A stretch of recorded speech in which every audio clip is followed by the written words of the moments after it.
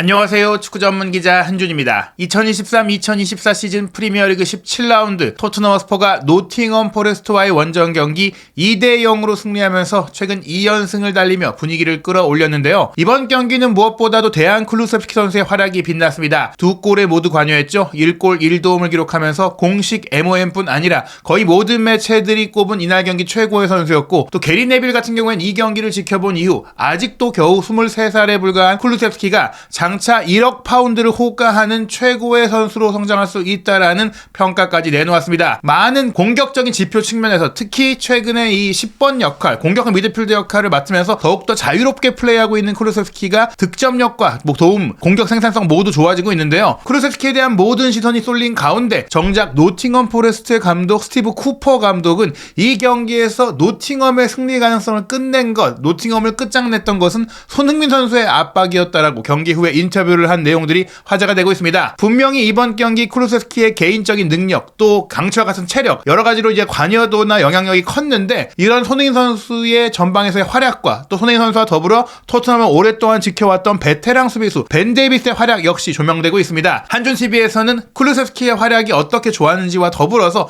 손흥민 선수와 벤 데이비스가 생각보다 저평가받고 있는 상황 속에 영국의 디 애슬레틱이 집중했던 세계 최고의 스포츠 웹진이 집중한 손흥민 선수와 벤 데이비스에 대한 이야기, 분석 내용들 전해드리고자 합니다. 먼저 노팅엄과 토트넘의 경기 세부 기록 살펴보면 토트넘이 2대0으로 승리했는데요. 기대 득점 값은 노팅엄도 1.35골, 토트넘이 1.57골로 어떻게 보면 무승부가 나와도 크게 할 말이 없었을 수 있는 내용이었어요. 실제 슈팅 숫자는 오히려 홈팀인 노팅엄이 15대12로 앞섰고, 유효 슈팅에 있어서 토트넘이 이제 6대1로 크게 앞섰다는 점에 있어서 결정력의 우위가 있었다. 물론 볼 점유율은 67%로 토트넘이 많이 가져갔지만, 어떻게 보면 비카리오의 선방이라든지 골대를 때린 장면이라든지 노팅엄의 공세도 만만치 않았던, 좀 치열했던 경기였거든요. 그러다 보니 이제 쿠퍼 감독 입장에서는 우리도 잘했다라는 좀 이제 아쉬움을 표명하면서 손흥민 선수의 압박으로 인해 내줬던 두 번째 골에 대해 얘기를 한 것인데요. 우선 이번 경기 클루세프스키가 분명 토트넘 입단 후 최고의 경기를 펼쳤다고 할 수 있습니다. 이날 스카이 스포츠가 선정한 최고의 선수, 그리고 프리미어리그가 선정한 최고의 선수였는데 57회의 볼터치 중에 상대 박스 안에서의 볼터치가 8번으로 굉장히 위협적으로 상대의 공격 지역에서 플레이를 했고요. 그러면서 또 30번의 패스 연결 중에 28개를 정확하게 완성할 정도로 정밀한 플레이, 안정적인 플레이를 펼쳤고요. 또 6번의 드리블 돌파를 시도했고, 공이 없는 상태에서 39번이나 또 질주를 했고, 정말 많이 뛰고 헌신적으로 뛰고 돌파도 좋았고, 기회 창출 3개, 그리고 3번의 슈팅 중에 2개가 유효 슈팅이 될 정도로 슈팅 정확성도 높았다. 그리고 무엇보다 맨시티전에 이어 이번 경기도 이번 달 들어서 한 경기의 득점과 도움을 모두 올린 두 번째 경기가 됐는데, 원정 경기로는 2연속 1골 1도움을 올린 정말 대단한 기록인데요. 이 기록이 역대 프리미어리그 무대에서 토트넘 선수들 중에서는 4번째일 정도로 흔치 않은 기록인데, 흥미롭게도 이 기록을 세웠던 이전 3명의 선수가 누구냐? 디미타르 베르바토프, 손흥민 선수, 그리고 해리 케인 선수입니다. 한 경기에 득점과 도움을 모두 올리는 빈도 자체가 사실은 많은 선수들에게 그렇게 흔히 일어난 일이 아닌데, 또 원정 경기에서, 연속 원정 경기에서 이런 기록을 남기는 것들은 결코 쉬운 일이 아니다. 클루세프스키가 정말 대단한 하루를 보냈지만, 손흥민 선수는 이전에 이미 해봤던 일이고 많이 해왔던 일이다라는 것이 주목할 만한 부분이고요. 또 클루세프스키 선수가 공격 지역과 2선 중앙 지역, 득점 지역에서 모두 영향력을 발휘할 수 있었던 결정적인 사실 요인은 손흥민 선수 쪽으로 워낙 많은 상대 수비의 견제가 몰렸기 때문입니다. 손흥민 선수가 왼쪽 측면 공격수로 이동했던 것은 중앙 전방 공격수로 뛸 때 너무나 많은 이제 밀집 수비에 갇혀서 고립되는 상황들이 있었기 때문에 손흥민 선수의 영향력을 좀 더 높이기 위해서 포스테콜로 감독이 왼쪽으로 이동시켰고, 그 이동시킨 전술로 뉴캐슬을 깨부셨잖아요. 노팅엄은 그 경기를 지켜보고 손흥민 선수를 아예 시작부터 담그는 그런 모습들이 있었어요. 오른쪽 윙백인 네코 윌리엄스, 오른쪽 미드필더인 예이츠가 손흥민 선수를 둘이서 항상 막아냈고, 이 선수뿐 아니라 항상 센터백에 몰리든지 무조건 손흥민 선수는 2인 마크, 3인 마크를 붙으면서 그냥 또 마크만 한 게 아니라 좀 때리고 몸싸움하고 발로 차고 정말 좀 순환을 겪었던 손흥민 선수였거든요. 실제로 영국 BBC, 공영방송 BBC도 실시간 라디오 중계에서 손흥민 선수가 일찌감치부터 처음부터 토트넘의 핵심 공격수로서, 메인 공격수로서 타깃이 됐다라고 표현까지 했습니다. 클리어리 비잉 타겟이드라는 표현이 나왔던 것이죠. 이렇게 어떻게 보면 데인저맨, 메인 데인저맨으로서 상대가 좀 집요하게 괴롭혔다. 그런데 이렇게 괴롭히고 선수가 몰리면 당연히 다른 쪽 공간에 이제 다른 선수들은 편안해질 수 있잖아요. 그런 반사 이익을 쿨루세스키가 누리면서 이런 최고의 퍼포먼스를 보일 수 있었다라고 보시면 될 것 같고, 실제로 이제 점우 구역이라든지 또 브레넌 존슨이 부상으로 빠지게 되면서 스킵이 투입됐고, 그로 인해 손흥민 선수의 옆으로 스킵이 붙어줬잖아요. 그러면서 이쪽으로 이제 많이 과부하가 걸리면서 반대쪽에 있는 쿨루세스키 쪽으로 조금 공격적인 면은 많이 좀 갔어요. 왜냐? 손흥민 선수 쪽으로 상대의 밀집 수비도 오고, 또 손흥민 선수가 전방 압박도 열심히 해주고, 그 압박이 뒷공간 스킵이 커버해주고, 뭐 그 뒤에서 비수마도 움직여주면서 반대편 쪽으로 공격을 풀어갔거든요. 히샬리송의 침투라든지 쿨루세스키 온더볼이라든지 사르와 포로의 이선 패스 공급이라든지 이런 면들이 오른쪽 위주로 가다 보니까 손흥민 선수가 비교적 공을 가진 상태에서 빛날 상황들이 많이 나오지 않았고, 공이 없는 상태에서의 이제 점유 구역을 보더라도 손흥민 선수가 또 압박할 때는 히샬리송보다 더 높은 곳에 올라가서 수비해주고 부딪혀주고 상대를 괴롭혔다. 골키퍼를 괴롭혔다. 결국엔 손흥민 선수가 워낙 견제를 많이 받으니까, 공을 가졌을 때 너무나 집중 마크를 받으니까 그 외적인 면으로 기여를 많이 했다라고 보시면 될 것 같고요. 또 이번 경기의 공격 시퀀서 관여를 보면은 그럼에도 불구하고 손흥민 선수가 무려 6개의 관여를 했어요. 가장 높은 기록을 했던 것은 8개의 페드로 포로인데, 슈팅 2개에 키패스 2개에 슈팅으로 이어진 패스 4개를 기록했고요. 그 다음으로 로메로 선수가 후방에서 공을 이제 뿌려주는 역할을 하면서 슈팅으로 이어진 빌드업을 또 7개나 전개를 했습니다. 그런데 보시면 아시겠지만 포로, 로메로 다 오른쪽에 있거든요. 손흥민 선수가 중앙 공격수로 있을 때는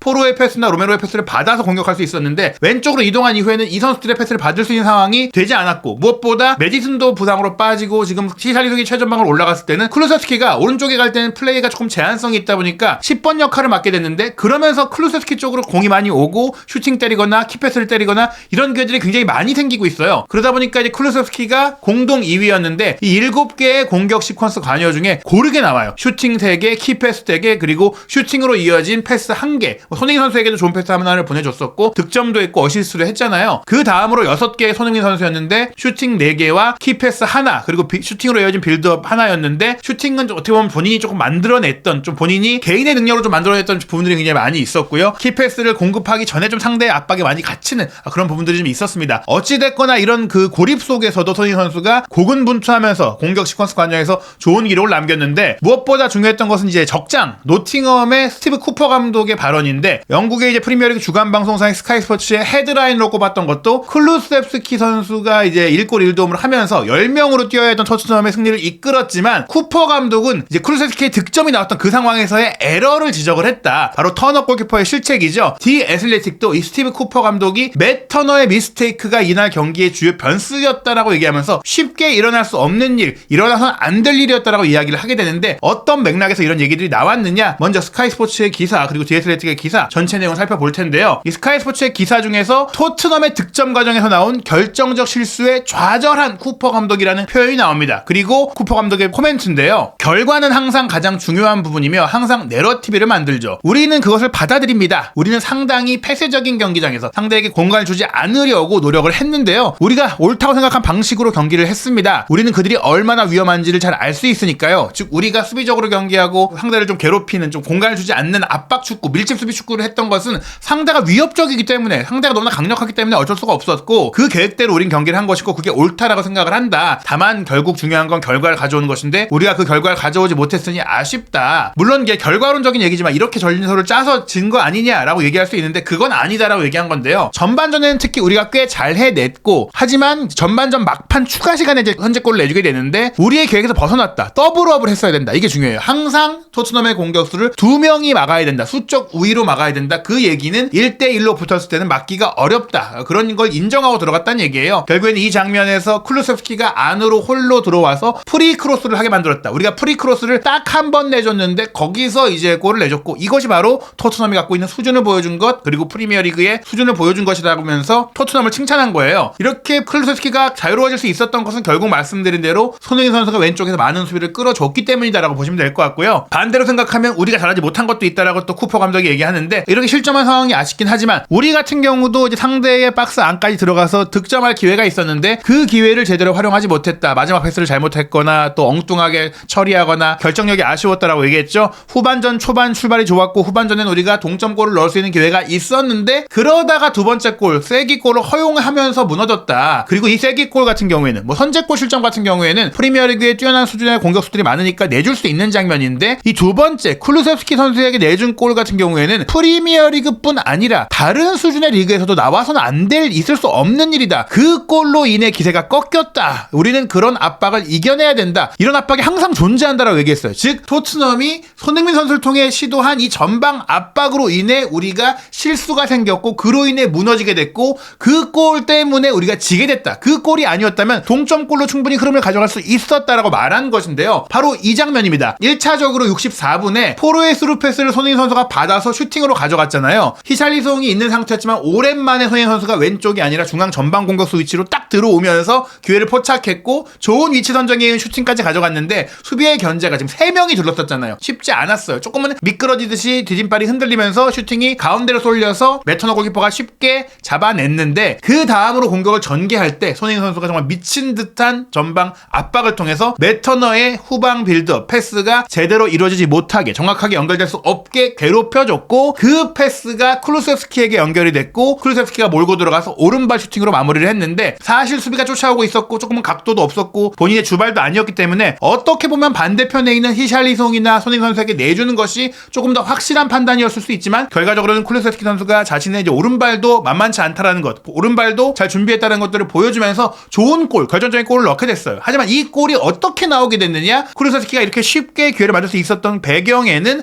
손흥민 선수의 압박이 있었던 게 결정적이다라는 얘기인데요. 디 애슬레틱도 노팅엄 포레스트의 스티브 쿠퍼 감독이 메터너의 실수로 인해 이 경기를 놓쳤다라고 말한 부분들을 따로 분석 기사로 내놓았어요. 이 내용을 보면요. 노팅엄 포레스트는 토트넘과의 경기에서 값비싼 실수를 저지른 메터너를 지원할 것이다라고 쿠퍼 감독이 말하긴 했지만 그래도 골키퍼 입장에서는 자신의 역할을 책임져야 한다고 말했다. 터너의 허술한 클리어링을 쿨루세프스키가 가로챈 이후 니어포스트에서 슈팅을 해서 득점을 했다. 아스날 골키퍼이기 전 터너가 공을 잡았을 때 골대를 벗어나지 못했다. 손흥민 선수의 압박으로 인해 벗어나지 못했던 것이죠. 쿠퍼 감독이 일어나서는 안 될 일이었다고 하면서도 지지하겠다라고 했는데 다만 우리 모두가 공을 소유했을 때 더 잘해야 된다. 이 얘기는 터너뿐만이 아니라 공을 받기 위한 움직임도 괜찮아야 된다. 좋아야 된다는 것인데 어찌됐거나 손흥민 선수의 압박으로 인해 이런 상황이 발생했다는 것이고 가장 뼈아프게 또 쿠퍼 감독이 얘기했던 것은 어떻게 보면 이전 경기까지는 잘했거든요. 그리스 대표 골키퍼인 블라초 디모스 선수가 최근에 또 부진하면서 터너 골키퍼가 기회를 얻었던 상황인데 쿠퍼 감독이 그 실수가 너무 뼈아팠다. 토트넘을 상대로 추격전을 벌이던 시점이었는데 두 번째 골이 이 손흥민 선수의 압박을 통한 쿨루세프스키의 골이 모멘텀 킬러였다. 우리의 모멘텀, 우리의 반전을 이끌 수 있는 상황에 킬러가 됐다. 우리를 죽였던 게 바로 손흥민 선수의 압박에 의한 그 골이다라고 했습니다. 타이밍의 문제다. 우리가 좋은 페이스를 유지하고 있었기 때문에 그런 골을 내주면 우리가 지금까지 분전하던 것이 기세가 꺾이니까 치명적일 수밖에 없다라고 얘기를 했는데요. 실제로 이 경기 위협도 그래프를 보시면 전반전 아시다시피 거의 뭐 20분까지는 압도적으로 토트넘이 공세를 밀어치다가 이제 노팅엄에게 기회가 잠깐 왔죠. 이렇게 흐름이 넘어갔을 때 또 골을 넣지 못한 가운데 토트넘이 결국에는 클루세프스키 크로스에 이은 히샬리송의 골로 전반 추가 시간에 리드를 했고 후반전 초반에 또 노팅엄이 확 기세를 올렸다가 여기서 골을 넣지 못한 가운데 말씀드린 65분 손흥민 선수의 압박에 이은 이제 골이 터지면서 노팅엄의 공격 위협도가 사라지게 됩니다. 다만 그 이후에 비수마가 퇴장을 당하면서